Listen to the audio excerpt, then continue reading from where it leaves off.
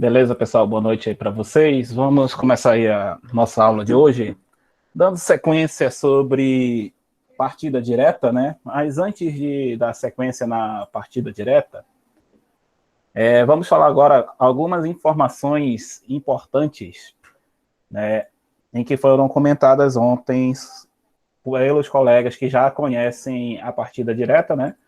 Mas vamos comentar agora para todos, né, essas considerações sobre a partida direta.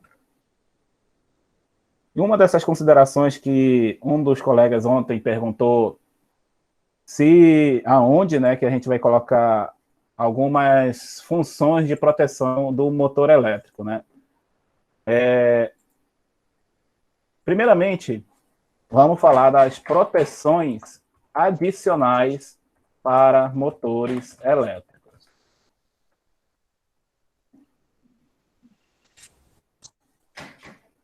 né? Quais são essas proteções adicionais, né?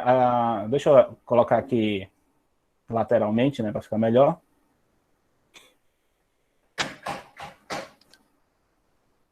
Quais são essas proteções? Duas proteções bem básicas que nós utilizamos para motores elétricos são relé falta de fase e o relé térmico. Vamos falar pelo relé falta de fase, popularmente chamado relé FF, né? O que vem ser um relé falta de fase? Um relé falta de fase, como o nome já está sugerindo, é um relé que detecta a ausência de uma ou mais fases.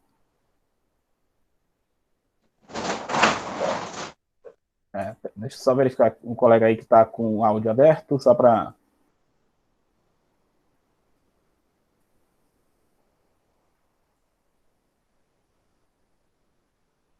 Ok, o relé falta de fase, né, como eu comentei, o relé responsável, né, deixa eu escrever aqui, é o relé responsável por realizar a proteção para motores trifásicos,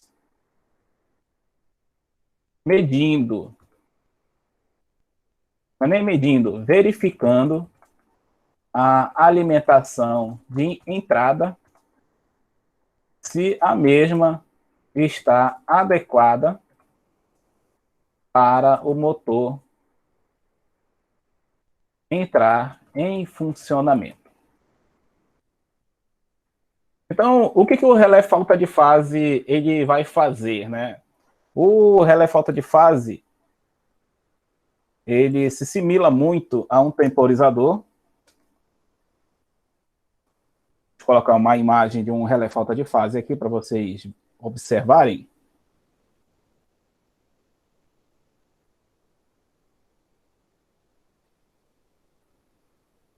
E ele tem uma característica bem interessante. Eu consigo ajustar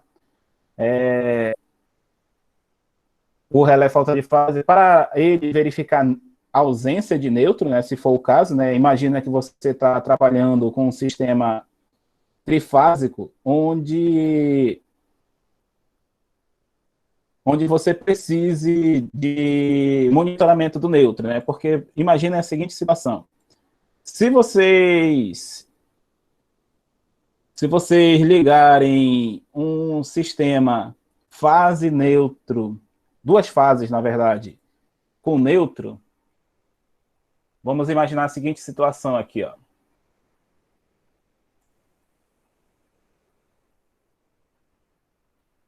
Imagina que eu tenho uma rede, que eu tenho fase. Vou colocar um exemplo de uma lâmpada aqui, por exemplo. E essa lâmpada é 127. Essa lâmpada está ligada no neutro. E temos um outro equipamento qualquer.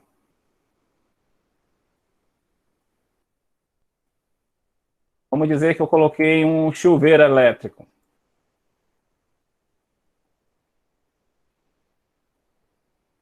E esse chuveiro elétrico, né, 127, então eu vou ligar esse chuveiro lá no barramento de neutro, né? Eu estou desenhando aqui eles num terminal comum, né? Mas cada cabo desse com o seu neutro particular, né? Lá no quadro de alimentação.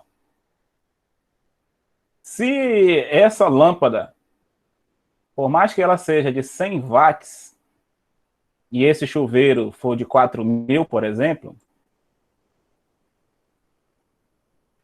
o que vai acontecer se porventura eu perder esse neutro aqui?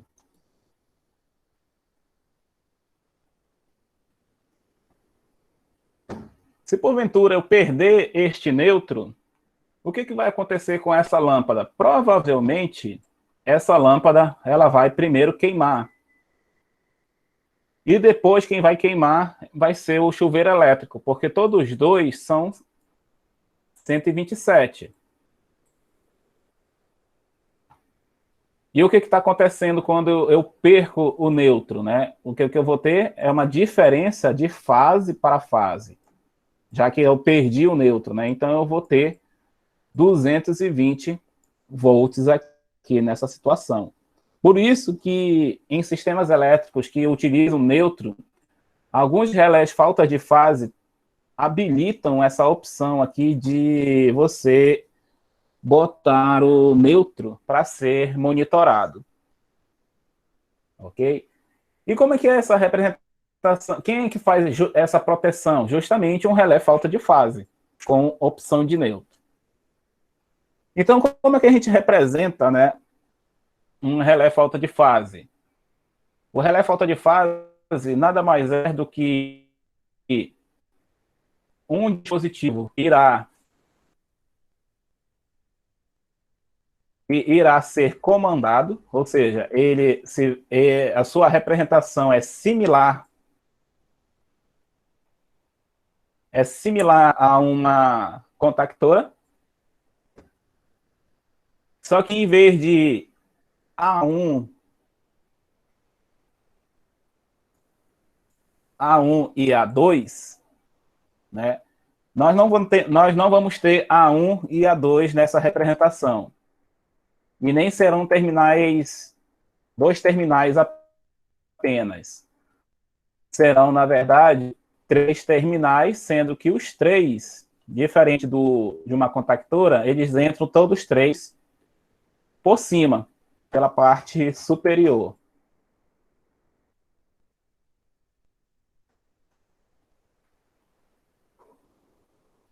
Todos 3 vão entrar pela parte superior. E quem que são essas 3 entradas?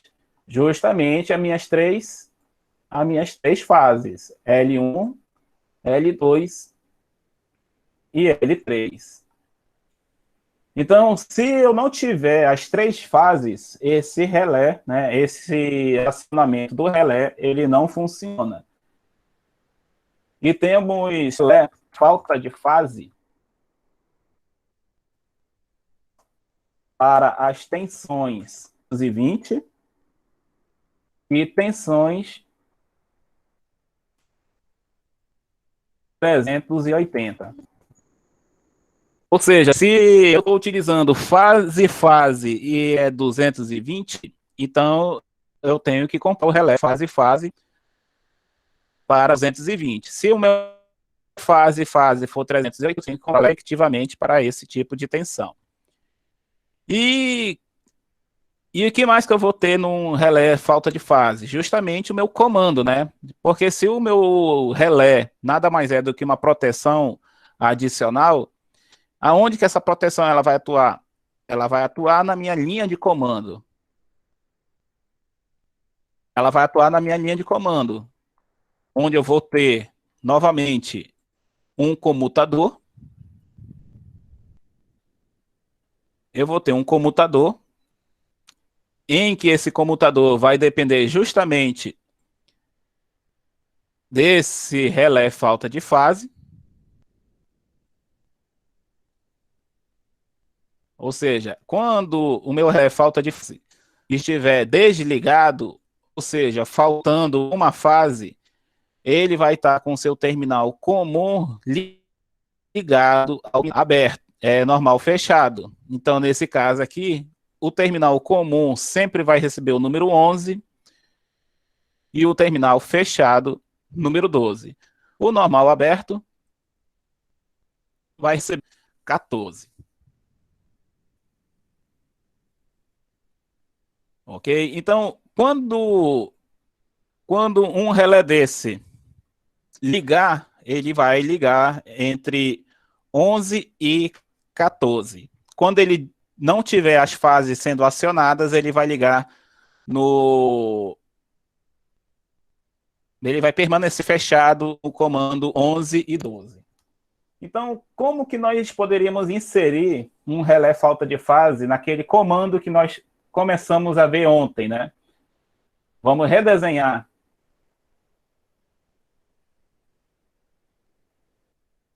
Vamos desenhar novamente aí o comando de circuito de acionamento de partida direta. Ontem eu falei que era para a gente considerar um circuito 24 volts, né? Ou seja, temos positivo aqui em cima e temos negativo aqui embaixo. Se fosse 127, seria fase em cima e neutro na parte de baixo, e assim a gente prosseguiria. No desenho de ontem, falei que precisamos de um disjuntor, precisaríamos de um botão normalmente fechado, precisaríamos de um botão normalmente aberto e de uma contactora, né? E aqui na contactora, né, antes paralelo ao botão de ligar, né, nós teríamos um contato auxiliar da contactora. Então vamos identificar de novo aqui, né, 1 e 2 deste fusível, desse disjuntor 1, 1 e 2 do botão de start, S1, 3 e 4 do botão S2. Como eu estou falando da contactora 1, terminal 13 e 14, A1 e A2 da minha contactora 1. Isso aqui, a explicação de cada componente, pessoal, eu já fiz ontem. Então, quem porventura não assistiu a aula de ontem, recomendo que assistam essa parte que eu expliquei o funcionamento de cada item desse na aula, ok? Na aula de hoje, agora eu vou adicionar o relé falta de fase. O relé falta de fase, ele vai entrar no circuito de potência aqui. Por quê? Porque o circuito de potência aqui tem o sistema trifásico, né? Eu quero proteger esse motor caso alguma dessas fases venha a faltar. Então, do mesmo jeito como eu desenhei a proteção de entrada, vou desenhar novamente aqui a proteção de entrada através de disjuntor. Nesse caso, disjuntor trifásico, né? Onde essa interligação é justamente para proteção trifásica.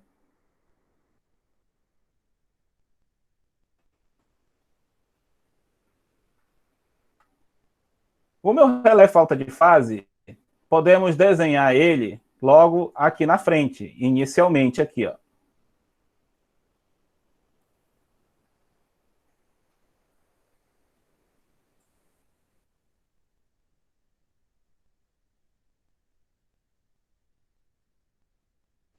O que vai acontecer aqui nessa situação?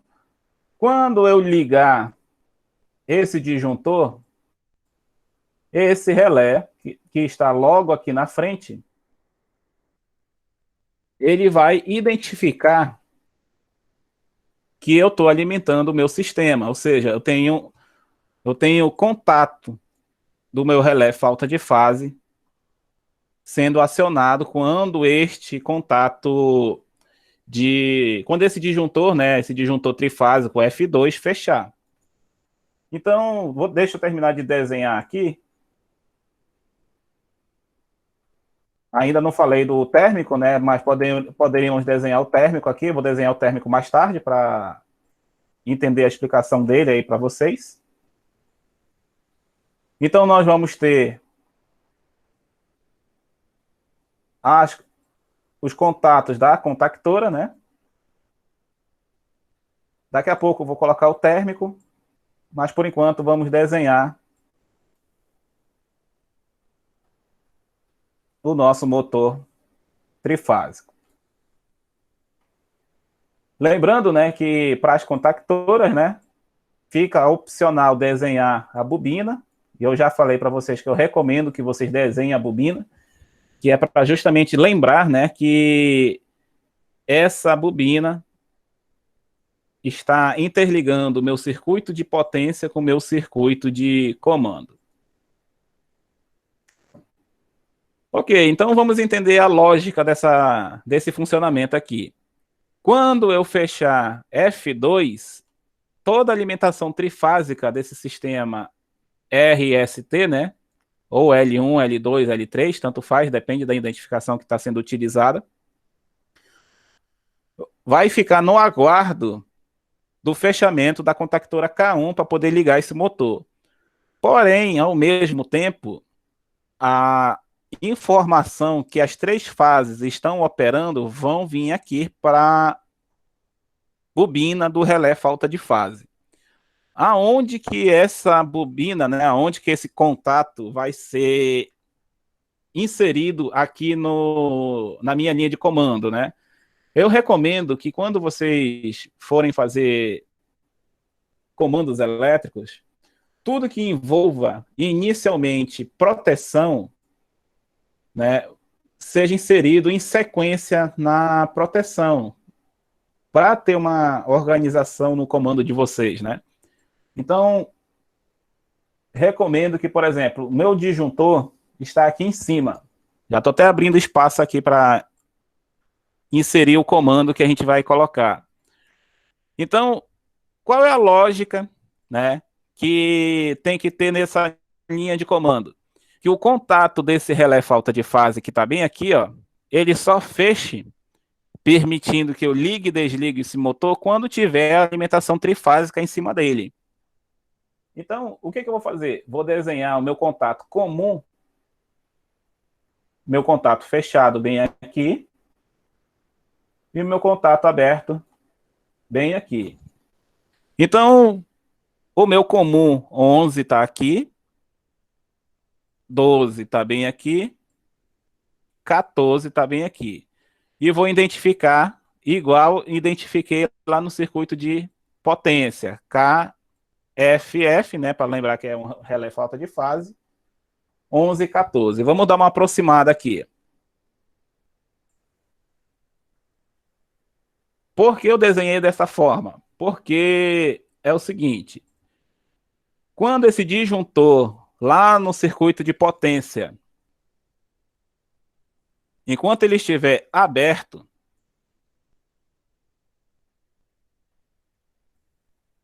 quando ele estiver aberto, o meu relé falta de fase ele está desligado.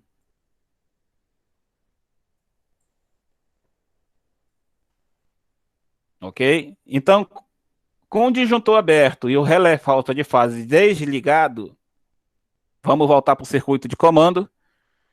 Eu tenho que deixar o meu acionamento aqui, ó, aberto. Então, o que vai acontecer? Em nenhum momento, por mais que eu aperte, ontem eu falei sem as proteções, né? Que basta apertar S2 que todo o circuito de comando, né, iria funcionar. Como agora eu inseri uma proteção devido ao relé falta de fase, ele não vai deixar esse comando funcionar, até mesmo porque lá no circuito de potência, o meu disjuntor está fechado, porque ele não está conseguindo identificar essa alimentação. Então não adianta eu fechar meu disjuntor do comando, apertar o botão de ligar, que ele não vai funcionar, porque lá no comando, lá no circuito de potência, o meu disjuntor está desligado. Ok? Compreendido até esse instante aqui? Alguém tem uma pergunta do porquê foi feita a inserção dessa forma aí do circuito de comando? Só pode falar de novo aí? Aqui, ó. O circuito já foi montado, né? O diagrama elétrico, né? Eu inseri o relé falta de fase bem aqui, ó, onde eu estou circulando aqui em azul. Por que foi montado dessa forma, né? Porque, primeiro, quando o meu disjuntor lá no circuito de potência, né? Nessa parte aqui de potência,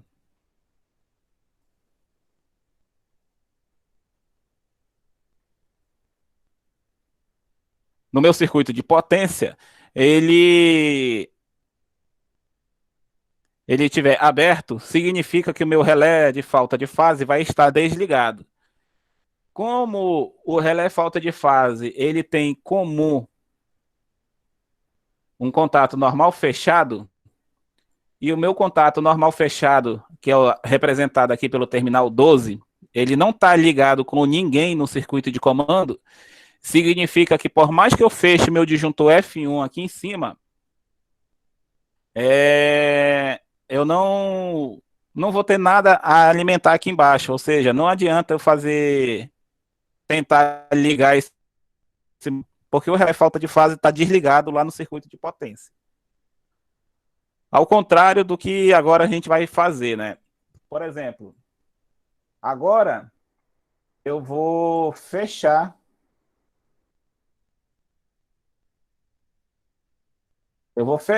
o disjuntor. No momento que eu fecho esse disjuntor, toda a alimentação que estava antes dele também vai chegar no meu relé falta de fase. Então, quando a alimentação chegar no relé,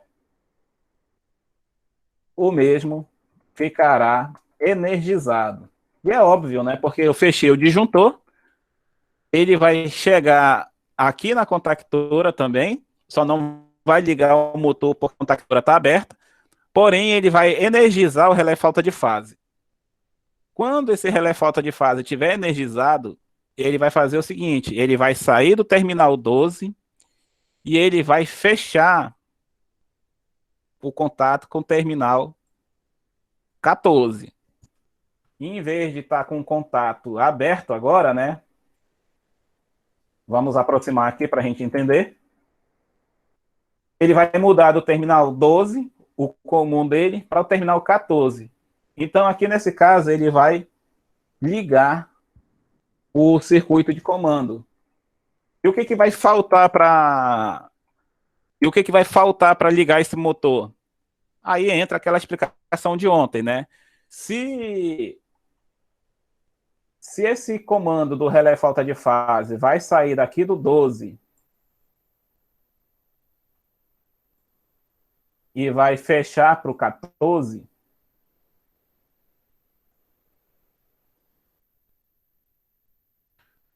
então isso significa que quando esse disjuntor também estiver fechado aqui em cima, o F1, né? Significa que só vai depender do botão S2 novamente.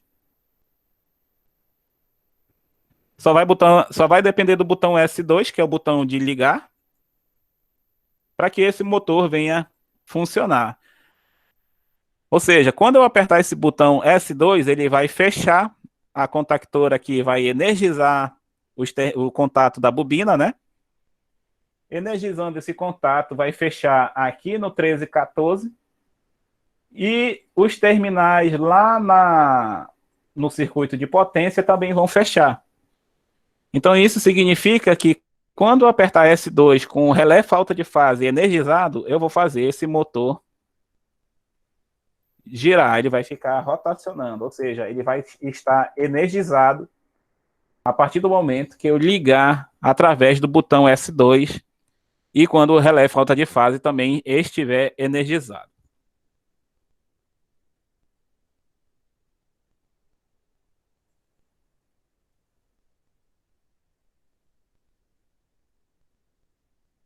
Ok, pessoal? Alguma pergunta até então?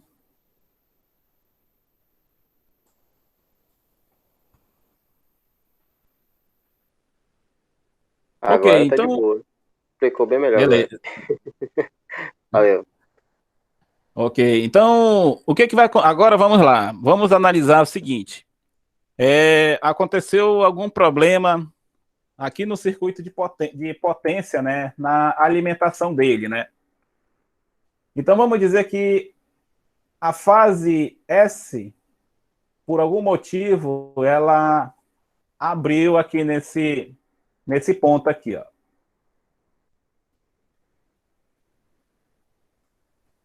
A fase S, ela abrindo, né? Ou seja, ela vai faltar, né, aqui na entrada do falta de fase, né?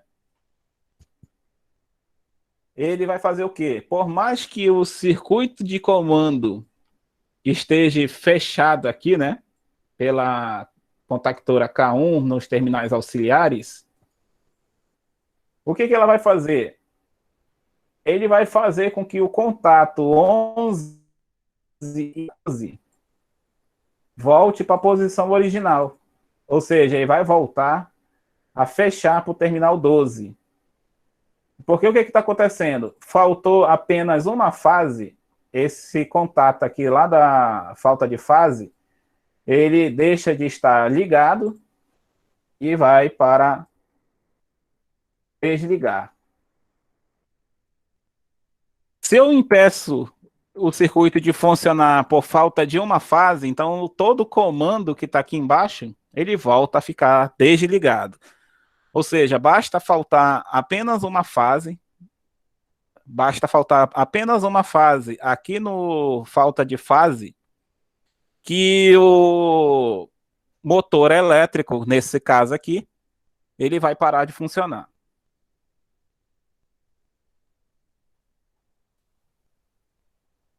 Esse é o motivo que o relé falta de fase é inserido num circuito de comando a proteção de motores elétricos, caso eles estejam operando com apenas uma fase faltando, né?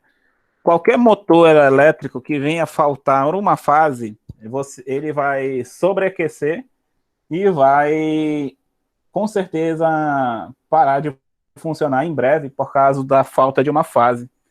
Justamente porque quando falta uma fase, ele demanda mais esforço, ele vai aquecer, e se não tiver uma outra proteção, que a gente já vai falar sobre isso, vai levar à queima desse motor elétrico. Ok, pessoal? Por isso que tem que ter relé falta de fase nos circuitos de comando.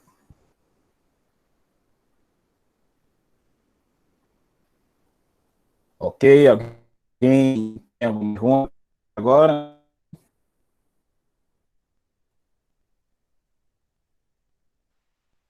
Ele Bem, tem se não tem 380 e pergunta, 220, é? positivo, porque eu posso ter alimentação em que fase é 220, né? E também tem alimentação que fase é 380. Então eu tenho que comprar o relé falta de fase conforme a alimentação que eu vou utilizar. Não adianta você comprar o 380, você ter esse pensamento de, vou comprar um 380 que ele aguenta funcionar no 220. Ele não vai operar corretamente. Você tem que comprar conforme a tensão de alimentação que você precisa.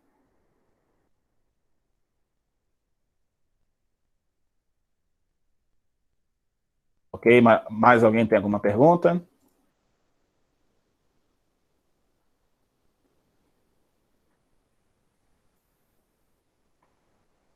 Beleza, pessoal. Então se por acaso você comprar errado, infelizmente não vai ter solução. Principalmente se você comprar errado 220 e for querer ligar 380, né? Então se você porventura tem que comprar o relé térmico, o relé falta de fase, conforme a sua necessidade de alimentação elétrica do seu circuito. Ok?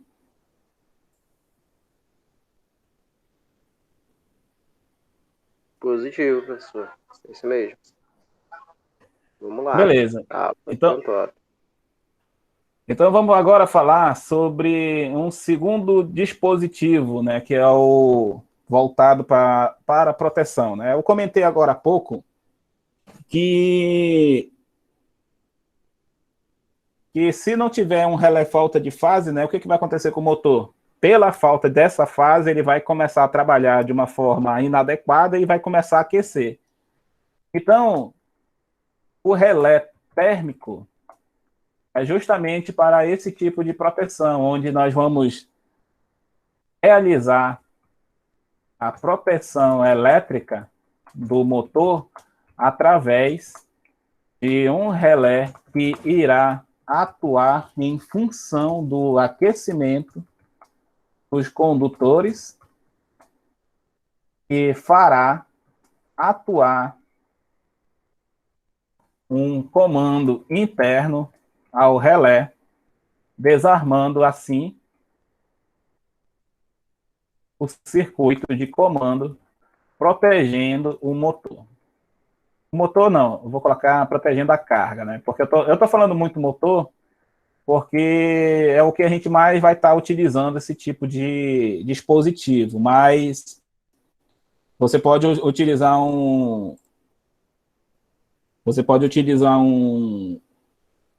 relé de proteção, né, um relé térmico, para fornos e para outras coisas a mais, porque eles também são suscetíveis a falhas, né? Então, se eles são suscetíveis a falhas, é indicado que você tenha um dispositivo de proteção em cima deles para, caso a falha ocorra, né, eles estejam protegidos adequadamente. Então, o relé térmico, ele é o tipo de dispositivo que vai justamente atuar diretamente na curva de proteção do motor, né? Ou seja, ele vai atuar, colocar aqui na atuação principal. A atuação principal será na região de sobrecarga.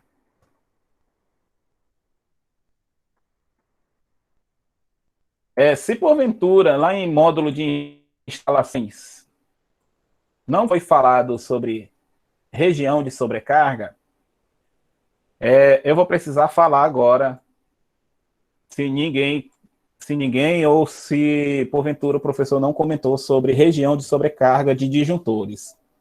Aí eu faço essa pergunta. Foi comentado alguma coisa sobre Professor, região? você pode comentar aí, professor, para nós aí, que o negócio foi meio punk, ó. Só para esclarecer nossa memória aí. Nos deixar atualizados. Porque a primeira coisa que eu vou ter que fazer é mostrar esse gráfico aqui, ó. Foi apresentado esse gráfico aqui para vocês?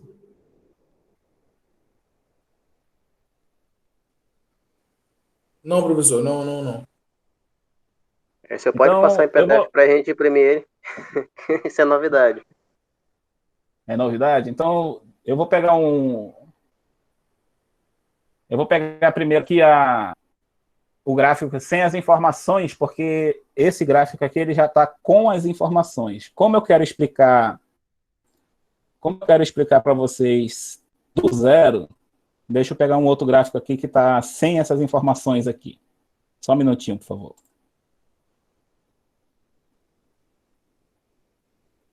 Na aula passada eu tava me sentindo naquele Telecurso 2000, lembra? É a hora da revisão. Tá desse jeito. Mas tem que... Mas não se preocupe não que a gente vai ter que... Se não for feita essa revisão, meu colega, vai ter coisas que eu vou falar para vocês e vocês vão estar viajando e não vão estar compreendendo, né? Não, professor, por isso que a aula é diferente demais. Eu cheguei atrasado do trabalho, já tô aqui ligado já. Beleza, deixa eu... É porque eu tô querendo só achar o gráfico que eu vou usar para essa explicação aqui. Enquanto eu estou procurando aqui o gráfico, eu vou fazer uma breve revisão, agora mais específico, sobre disjuntores novamente, né?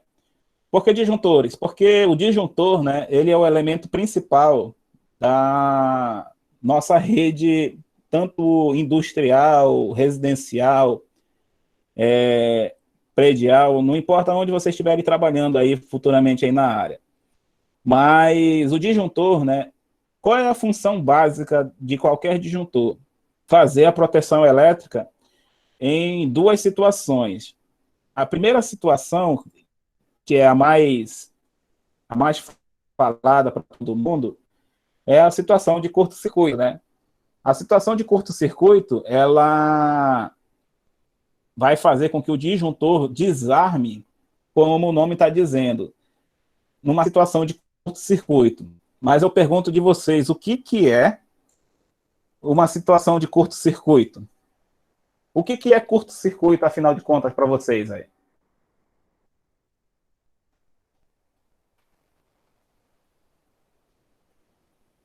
Alguém saberia dizer aí? Mas dizer com clareza, não é... Eu acho que é isso, pode ser aquilo.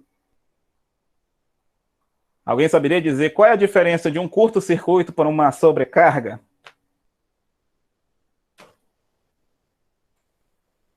Porque esses dois conceitos, não adianta eu falar sobre relé térmico agora, eu vou até dar uma pausa sobre relé térmico, e eu quero que essa revisão que a gente vai fazer aqui, o conceito de sobrecarga e o conceito de curto-circuito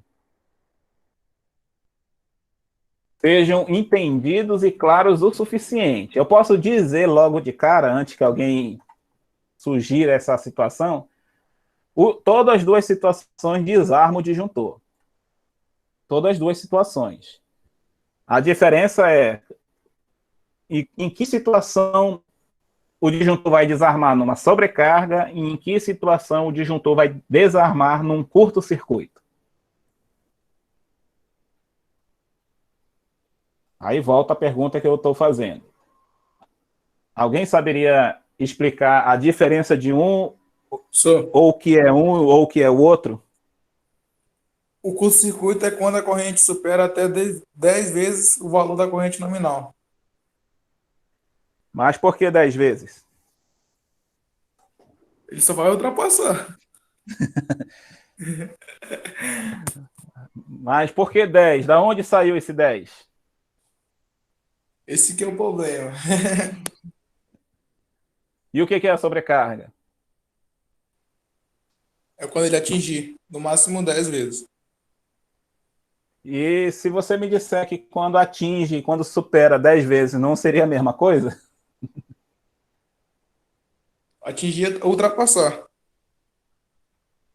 Pois é, agora eu vou usar o seu conceito aí. Se curto-circuito é quando ele passa de 10 vezes, e sobrecarga é quando chega em 10 vezes, então em que momento ele vai diferenciar essa atuação?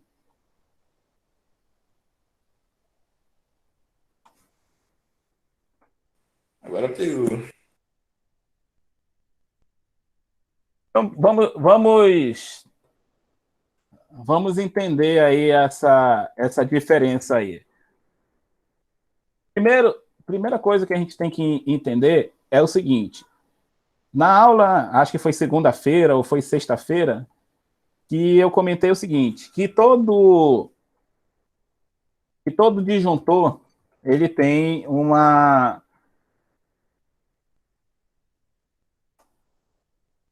todo disjuntor ele tem uma atuação limite, né? Então, eu até chamei essa atuação limite de região de não atuação.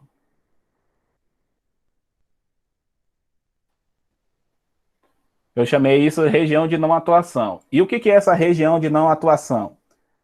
É o limite que o disjuntor não irá atuar até ultrapassar esta limitação. Então, qual é esse limite? Esse limite é definido por normas de fabricação de disjuntores e ficou estabelecido o valor de 13%. Então, isso daí é o que eu falei na aula, acho que foi sexta-feira passada, se não me engano, em que eu falei o seguinte: todo disjuntor tem um valor nominal. Todo disjuntor tem um valor nominal, que eu chamei de IDJ. Né? Esse IDJ, vou até escrever melhor com essa outra letra aqui, é o valor nominal do disjuntor. Aí tem disjuntor de 10, disjuntor de 16, disjuntor de 20, 25, por aí vai, né? Esses valores é o que a gente chama de IDJ. E o que vem ser esses 13% de não atuação? É o que eu chamo de I nominal linha. E o que vem ser essa corrente nominal diferenciada? É a corrente de 1,13 vezes a corrente do disjuntor. É a corrente do disjuntor 13% adicionada. Foi até aquela pergunta que eu fiz quando eu falei, na segunda-feira. A corrente nominal do meu disjuntor, eu tenho um disjuntor que ele é 24 amperes. A corrente do meu motor também é 24 amperes. Lembram que eu até fiz essa pergunta? Eu posso fazer isso daqui? A maioria na época respondeu que não, né? Mas agora já sabe, né?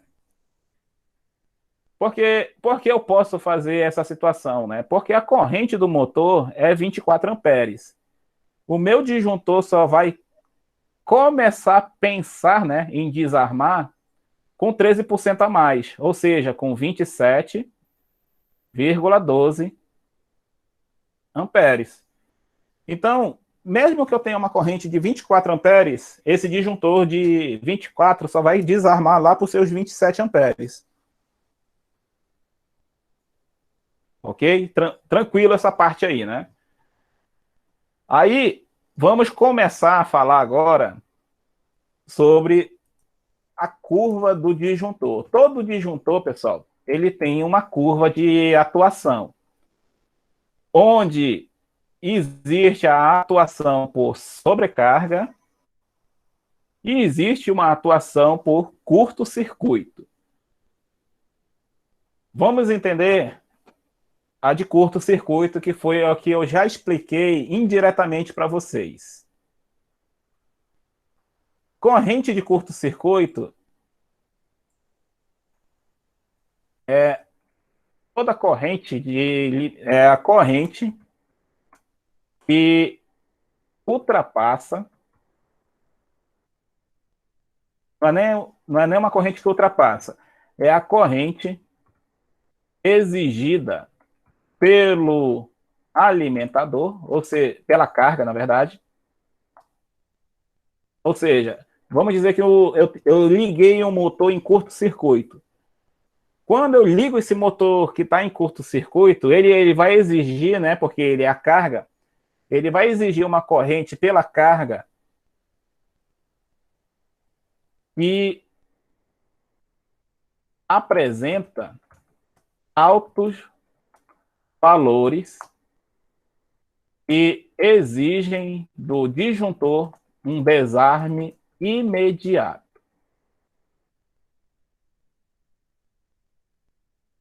Ou seja, vamos dizer que eu tenha um motor em curto e eu coloquei esse motor em curto num alimentador.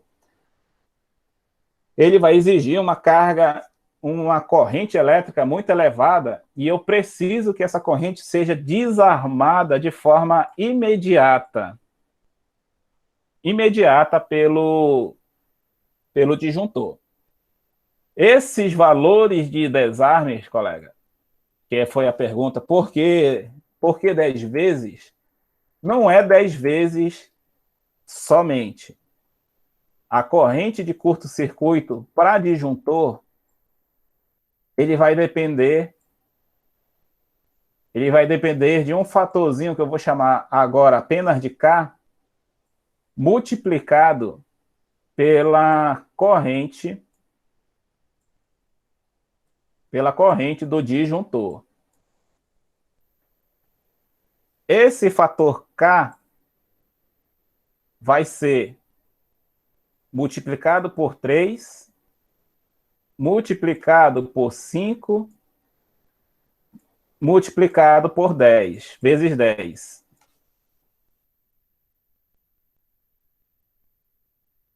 Vocês lembram o que quer dizer essa multiplicação por 3, por 5 ou por 10? Eu já comentei no decorrer da aula dessa semana aqui. Curva B, curva C, curva D. Positivo. Então, esse fator K, ele depende da curva do disjuntor. Por isso que eu estou começando a explicar aqui para vocês pelo curto-circuito. Então, vamos lá, vamos relembrar isso daí. Eu escolhi um disjuntor de 24 amperes aqui, por exemplo.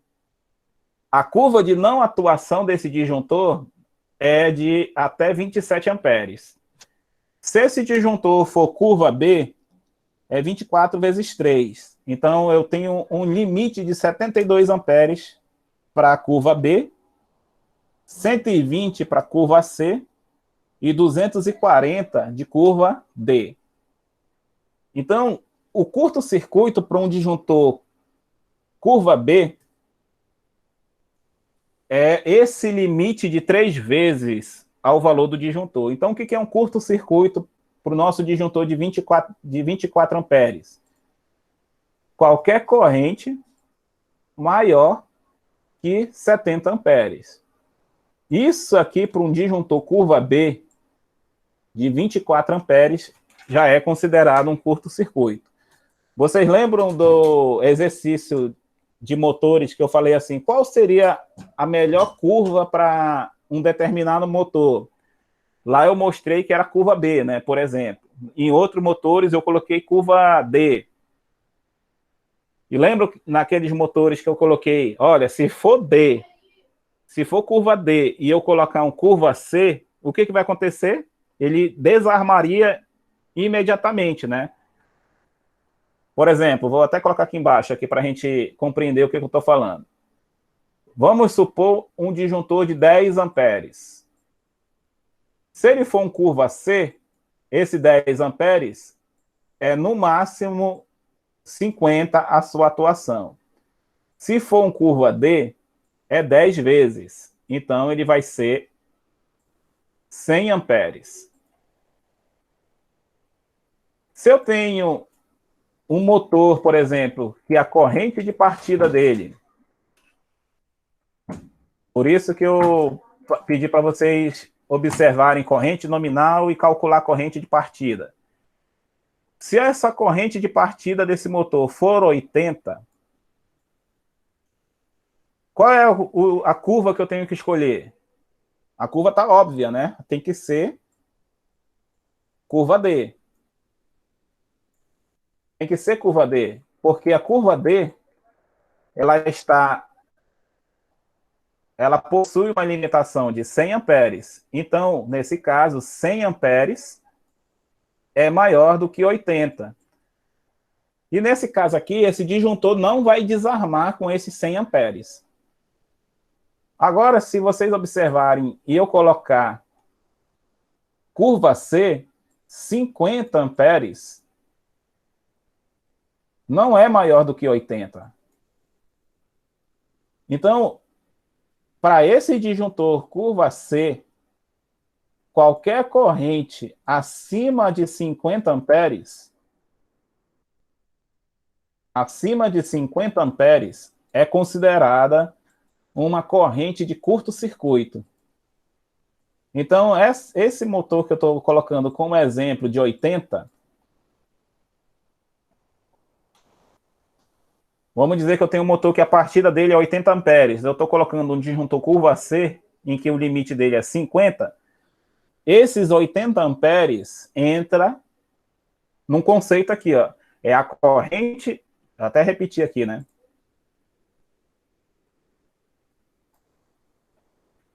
É a corrente exigida, né, pela carga. Ou seja, o meu motor precisa de 80 amperes, que apresenta altos valores que exige do disjuntor um desarme imediato.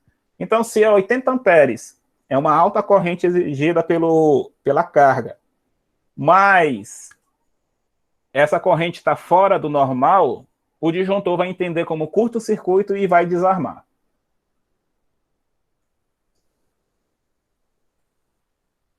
Então, essa é a primeira parte que eu tenho que explicar sobre a atuação de disjuntores. Ok, pessoal? Alguma pergunta até aqui? Está difícil o assunto? Dá para compreender, professor. Ok. Agora vamos olhar para esse gráfico aqui, ó. Observe que esse gráfico, bem aqui na parte de cima, tem 1,13, ok? Então, observe o seguinte, que esse gráfico ele faz uma curva, e bem aqui, deixa eu ver se no amarelo dá para... No amarelo não, vou colocar no vermelho, só que mais grosso aqui a linha.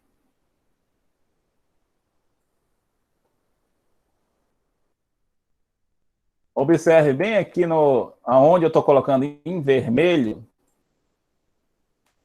que essa linha, ela faz uma descida exatamente nesse número aqui embaixo. Ó. Não sei se dá para vocês verem, que é no número 5.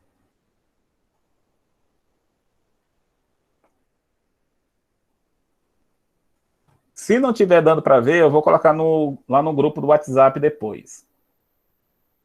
Essa curva de descida aqui, pessoal, essa curva de descida representa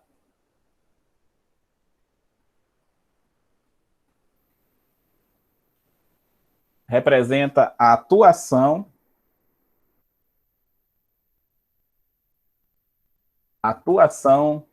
por curto-circuito.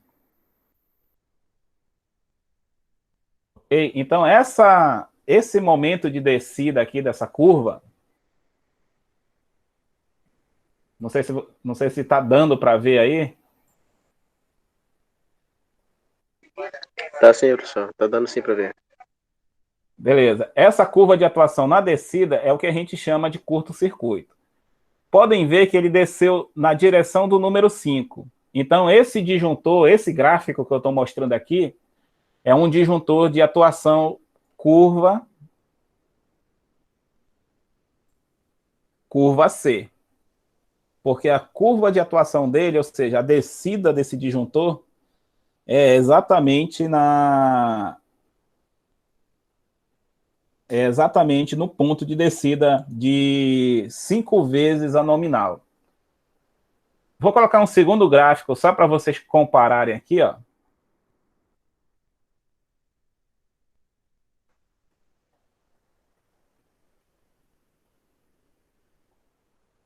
Só para a gente falar sobre as regiões de curto-circuito.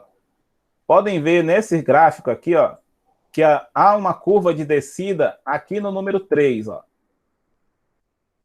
Então, quer dizer que esse gráfico, ele desceu a curva e quando chegou no determinado limite, ele desceu na direção do... Então, esse disjuntor que desce, né, nessa região de 3 vezes é um disjuntor curva B. Tem um outro disjuntor que ele continua descendo, né, por isso que está tracejado aqui, né, só que agora eu estou desenhando a linha para aparecer, e desce na direção, ó, 5 vezes.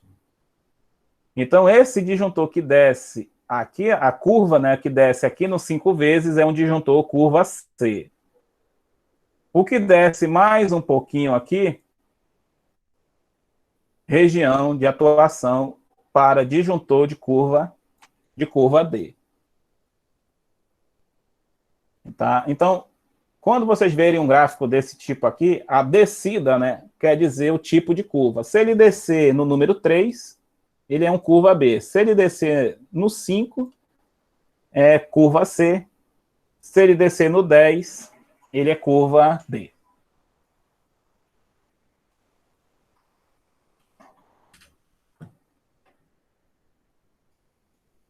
Ok? Então, vamos... Isso daí, tudo isso que eu estou explicando aí, é correlacionado apenas ao curto-circuito. Ok?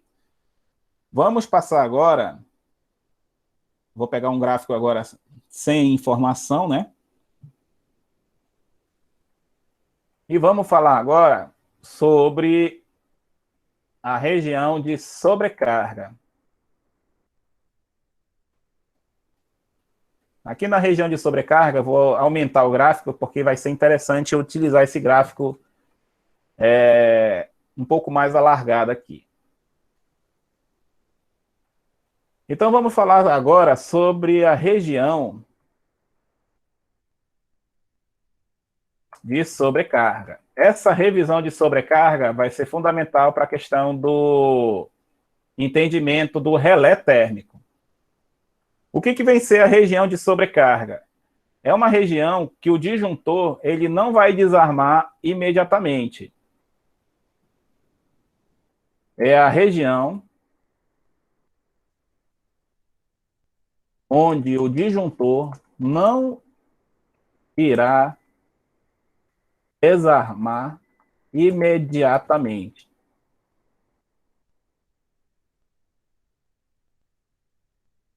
Pois será necessário os componentes internos do disjuntor aquecer internamente para, então, acionar o dispositivo de desarme do disjuntor. Antes de eu dar minha explicação, o que vocês entenderam por isso que eu escrevi aqui?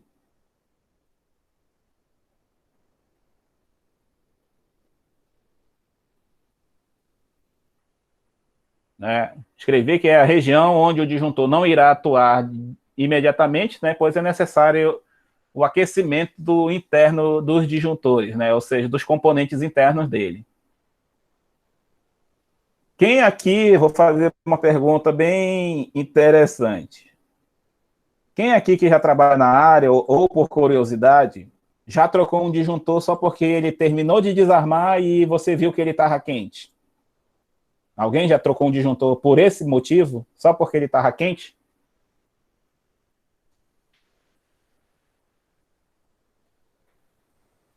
Ou alguém chamou um eletricista e o eletricista disse que, olha, esse disjuntor está aquecendo, tem que trocar. Já, professor. Não foi só um, não, foi vários.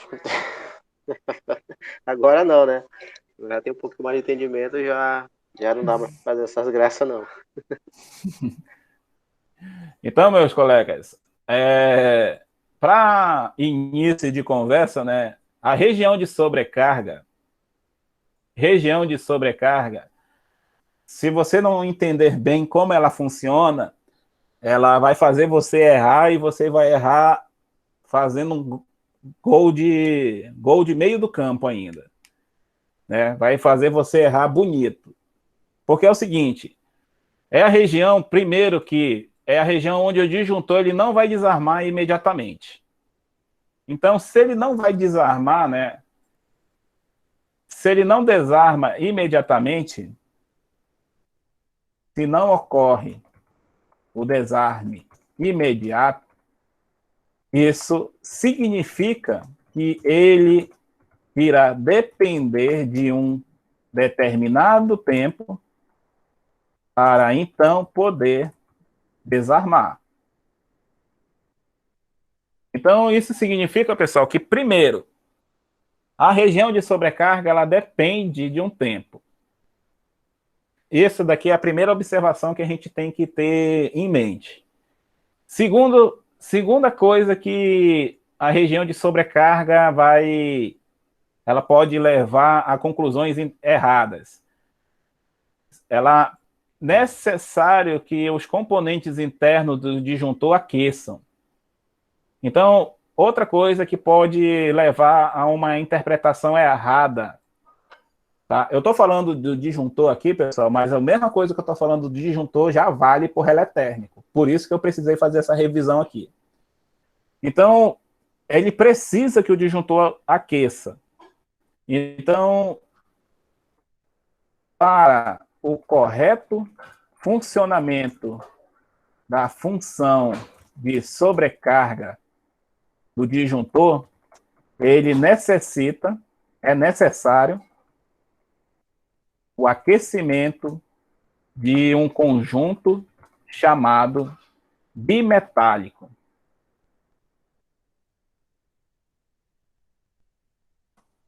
Conforme o nome diz, né? Conforme o nome, é composto por dois metais diferentes internos ao disjuntor. Ou seja, dentro do disjuntor, ele tem dois metais diferentes dentro dele para fazer funcionar o disjuntor. Quando o disjuntor ele começa a sofrer um aquecimento, ele começa a ter uma sobrecarga, o que vai acontecer com esse bimetálico? Eles vão se deformar. Eles vão se deformar de tal forma que quando você não tirar a sobrecarga, depois de um tempo, eles vão se deformar tanto que eles vão desconectar e vão desarmar o circuito de alimentação. Né?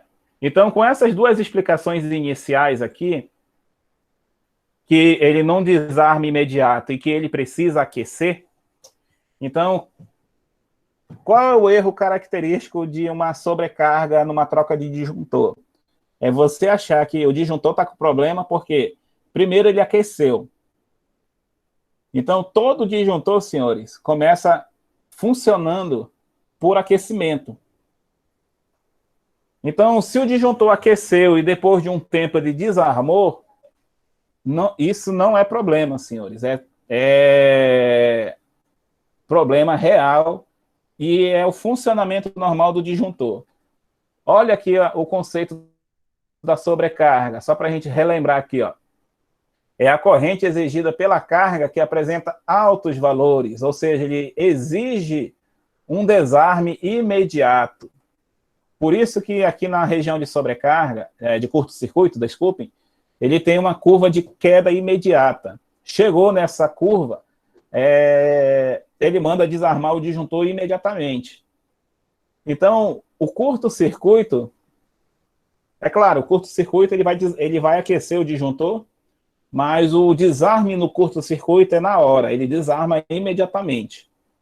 Na sobrecarga, não, ele vai aquecer o disjuntor, ele pode até deixar funcionando por um tempo, mas depois ele desarma da mesma forma. Ok? Eu preciso apagar essas coisas que eu escrevi aqui. Aí eu pergunto se eu posso apagar aqui agora. Só um momento, só um momento. Pode. Tá. Porque, porque a gente precisa entender esses dois conceitos, né? Pelos esses dois motivos, né, que eu comentei, né? E segundo, qual é o tempo, né? Como é que eu consigo identificar esse tempo aqui? Né? Agora eu vou apagar, depois você pega aí, colega, na gravação aí. Beleza, professor, beleza. Como é que eu identifico o tempo, né? O tempo é identificado pela primeira coisa. Eu preciso saber quanto de sobrecarga, né? Quanto de sobrecarga o disjuntor está operando. Vamos supor o mesmo exemplo do disjuntor que nós estamos utilizando. O exemplo que nós estamos utilizando é um disjuntor de 24 amperes.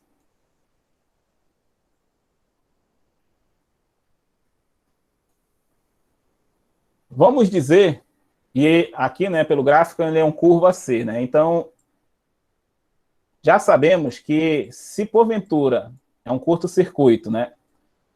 Qual é a corrente de curto-circuito, né, que é o desarme imediato? É 5 vezes. Então, a corrente de curto-circuito, para esse disjuntor desarmar imediatamente, tem que ser uma corrente de 120 amperes. Pergunto aqui de vocês. Imagina que esse disjuntor, a minha carga,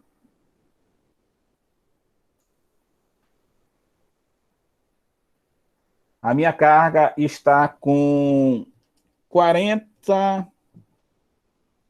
Na verdade, eu vou colocar aqui 48 amperes.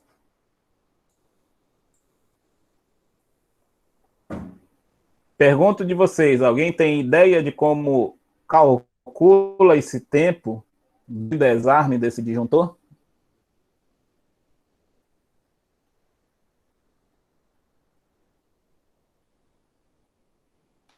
Para calcular esse tempo de desarme, eu preciso saber quanto de sobrecarga, né? Então, eu preciso de uma relação que a gente chama de relação de sobrecarga. Relação de sobrecarga. Essa relação de sobrecarga, ela vai pegar a corrente de carga, ou seja, do meu circuito, e dividir pela corrente do disjuntor.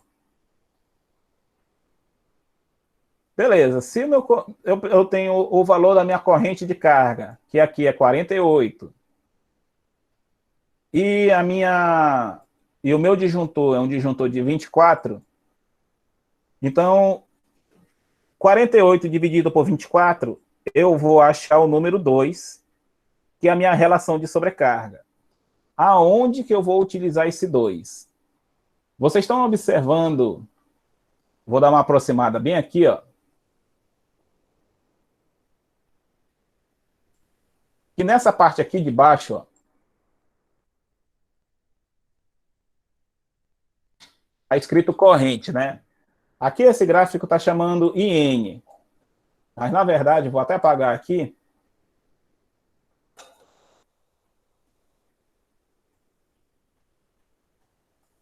vezes IDJ, né? Ou seja, a corrente que eu estou procurando, ela diz a relação de sobrecarga. O que ela está querendo dizer? Que essa carga aqui, em relação ao disjuntor, ela é o dobro, né? E está bem óbvio, né? 24 amperes é o meu disjuntor e a corrente está 48, eu tenho um dobro de corrente de disjuntor sobre ele. Aí observem bem aqui, ó. Vezes 1, uma vez o disjuntor, uma vez e meia, vezes 2, vezes 3, e por aí vai. O que eu vou fazer? Eu tenho que ver que depois que eu calculei a minha região de sobrecarga, a minha relação, eu vou aqui no número 2. Ó. O que eu vou fazer aqui? Eu pego uma linha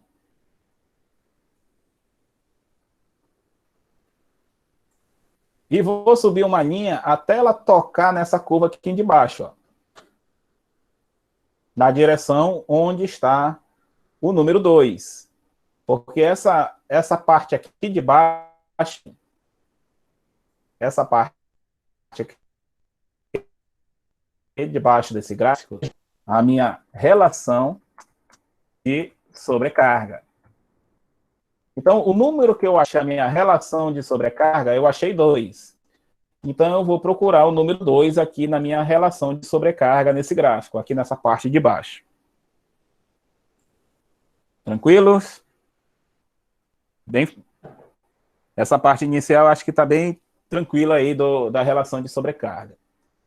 Agora, o que eu vou fazer? Vejam que tocou nessa parte aqui de baixo. O que eu vou fazer? Eu vou jogar agora uma linha aqui para o lado esquerdo. Não está escrito, mas dá para entender que seria mais ou menos 15, né? Bem aqui, né? Porque ele está bem no meio, entre 10 e 20, né? Então dá para dizer que isso daqui seria 15. Vamos olhar o que está escrito aqui, ó. Está escrito tempo. Tempo em minutos, 1 minuto para cima, e aqui debaixo desse 1 minuto está escrito segundos. Então significa o quê? Que isso aqui nessa coluna da esquerda é o tempo que esse disjuntor vai desarmar no mínimo. Por que eu estou dizendo no mínimo? Vocês estão vendo essa segunda curva que está escrito 1,45? Eu vou já explicar por que 1,45. Ela é a curva onde, no máximo, essa atuação do disjuntor pode ocorrer. Porque eu continuo a linha que eu desenhei aqui embaixo, toco nessa linha de cima e vou para o meu lado esquerdo. Está entre 2 e 4, seria 3 aqui. Então, no mínimo, esse disjuntor tem que desarmar em 15 segundos e, no máximo, em 3. É isso que quer dizer essa região de 1,13 e 1,45. É a região onde, no mínimo, o meu disjuntor tem que desarmar na região de sobrecarga. Por que 1,45? Fazendo essa explicação aqui. 1,45, para quem não sabe, é o limite de aquecimento máximo para os condutores elétricos.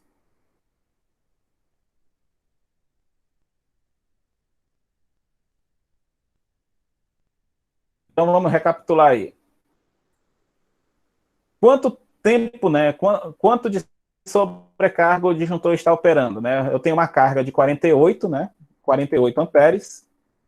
Sem fazer cálculo, né? Dá para perceber que a corrente desse circuito é 2 vezes ao disjuntor, né? Mas vamos fazer o cálculo aqui de qualquer forma, né? Só para a gente compreender. Para entender a relação de sobrecarga, né? A relação de sobrecarga é a minha carga que eu estou operando dividido pelo disjuntor.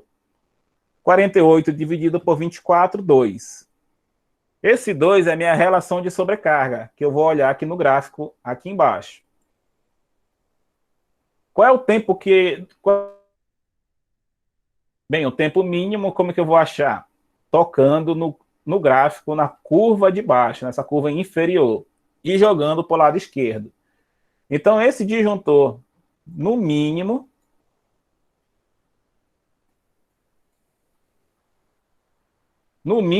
em 15 segundos, ele vai desarmar. E no máximo? Aí, no máximo, eu pego o ponto onde eu parei, né, da curva mínima, sigo até a parte de cima e jogo para o lado esquerdo.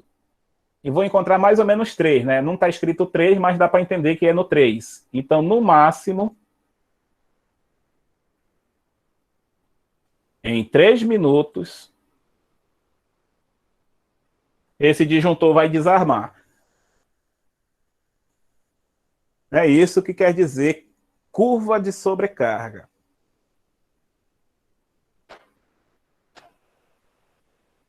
Ok, pessoal? Alguma pergunta até aqui?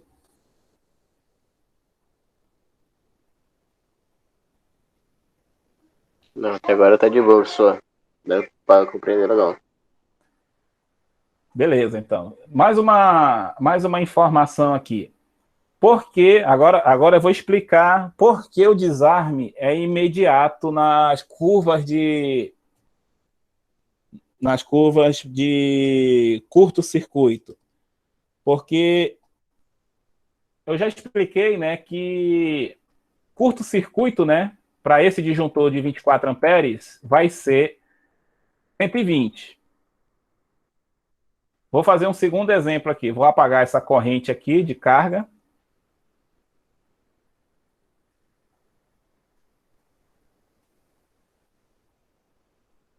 Vou colocar uma corrente agora de carga.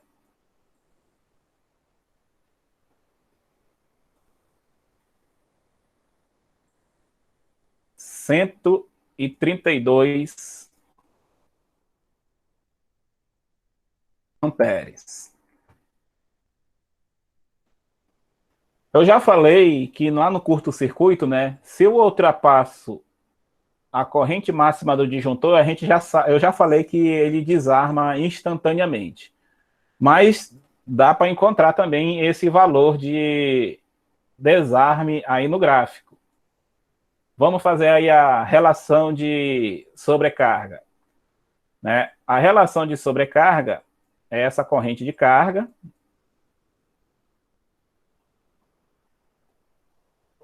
dividido pelo valor do disjuntor. Não esqueça que é sempre o valor do disjuntor.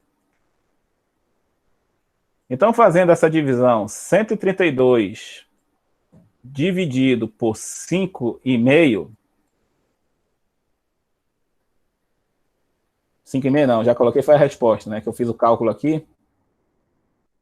132 dividido por 24, eu vou ter a resposta 5,5. Vamos olhar aqui, ó. Onde está 5,5? Está bem aqui embaixo, né?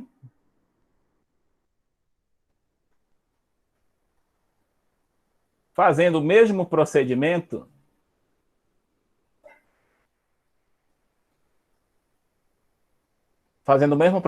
ele tocou aqui nessa curva bem aqui embaixo e jogou para o lado esquerdo.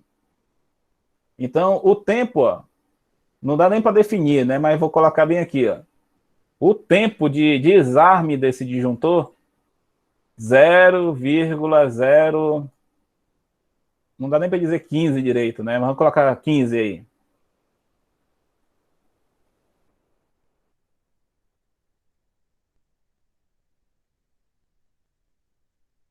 O que é esse tempo aqui?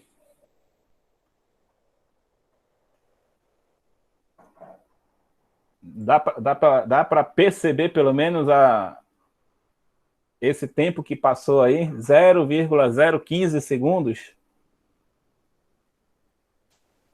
Acho que nem uma piscada de olhos é nessa velocidade, nesse tempo todo aí.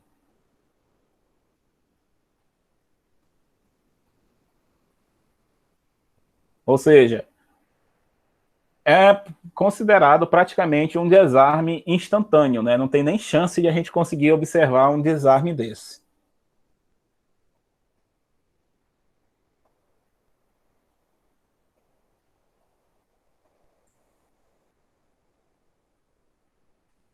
Então, pessoal, essa daí são as duas curvas de atuação de um disjuntor, né? Nós temos atuação, agora eu vou colocar novamente o gráfico sem informações, para a gente fazer as últimas considerações dessa revisão aí.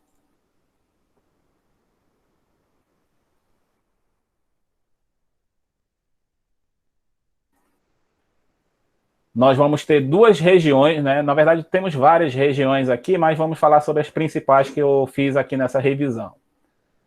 A primeira é entre esses trechos aqui, né? Entre a curva em si, né? É a região de sobrecarga. Lembrando que a região de sobrecarga, ela depende de um tempo, né? Ela tem desarme, vamos chamar de desarme temporizado. Nessa região aqui, deixa eu ver se eu consigo fazer mais chamativo, bem aqui, ó. Onde eu coloquei esse retângulo. Essa curva é a curva que nós chamamos na região de atuação de curto-circuito.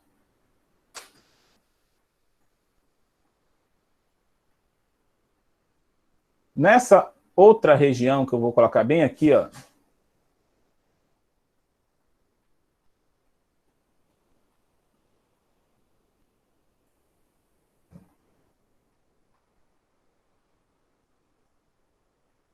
é abaixo da curva, tá? Eu não deu para desenhar bem bonitinho não, mas dá para desenhar, deu para entender aí. Essa região aí é a região de não atuação. Eu não expliquei, mas dá para explicar agora. Por que a gente chama de região de não atuação, né? Vamos fazer uma relação de sobrecarga, só para a gente finalizar agora a explicação. Uma sobrecarga para um disjuntor de 24 amperes, considerando uma corrente de 22. Já está óbvio que, primeiro, se a minha corrente de carga é 22 e o disjuntor que eu estou utilizando é 24, eu não estou na região de sobrecarga. Mas vamos fazer o cálculo da mesma forma. 22 dividido por 24 vai dar aproximadamente 0,92.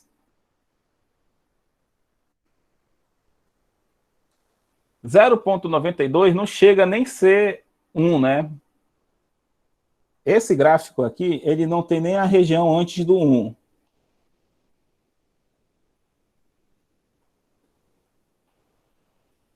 Deixa eu pegar um outro gráfico aqui, que ele tem o número 1 diferenciado aqui. Por quê? O que eu quero dizer? Que todo disjuntor que não está na curva de atuação, ele vai passar horas e horas funcionando e o disjuntor não vai desarmar. E, na verdade, já está claro aí no gráfico, né? Mas eu quero trazer essa informação apresentada aqui para vocês.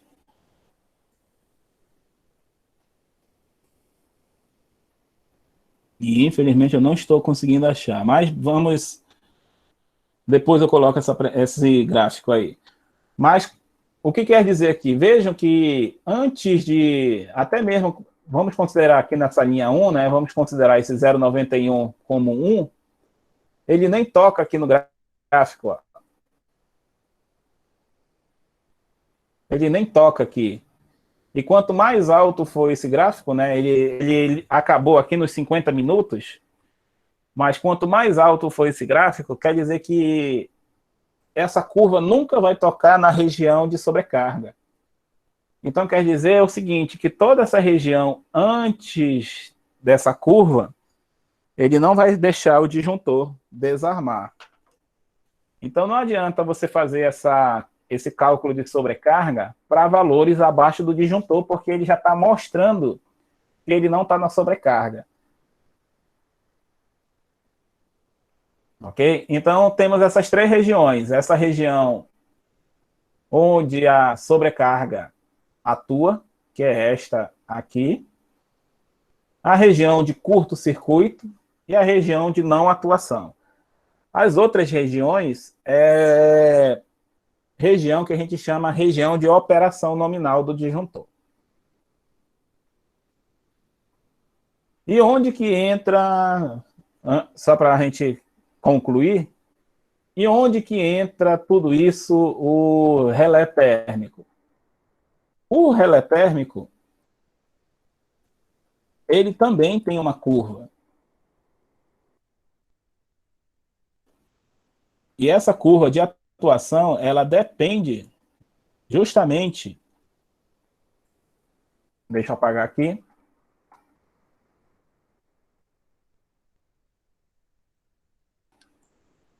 ela depende justamente, né, observem que ela faz a mesma descida, ela depende justamente desses ajustes. Ou seja, eu posso ajustar o relé térmico numa posição em que ele vai demorar 20 segundos para desarmar. Eu posso ajustar o relé térmico em outra posição que com 10 segundos ele já vai desarmar. Então, tudo isso daí é influenciado diretamente conforme o ajuste do relé térmico, né? Vou falar a frase que alguém, se ouviu, por favor, é mera coincidência. Motor está desarmando, né? Isso aqui é um relé térmico, para quem não viu, né? Mas amanhã, na aula de amanhã, eu vou fazer a explicação dele 100%.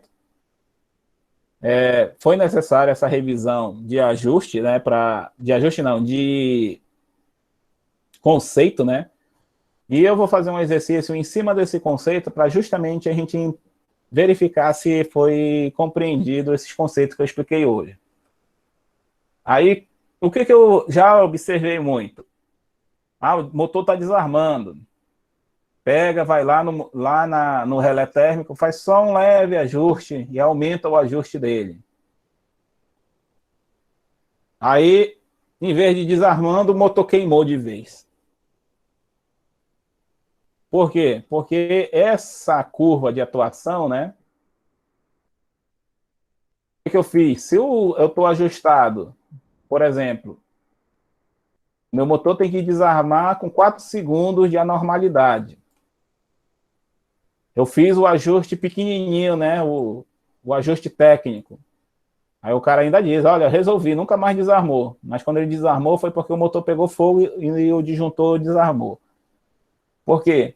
Porque eu estou mudando a atuação dele de 4 segundos para uma atuação de 20 segundos. E 20 segundos por uma situação que era uma proteção virou curto-circuito em outra.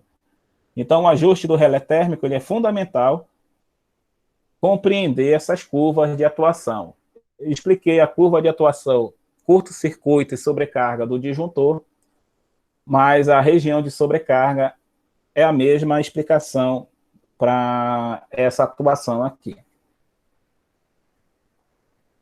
Ok, pessoal? Eu vou mandar um exercício lá no nosso grupo sobre esses conceitos aí que eu falei hoje de curva de disjuntores, tá?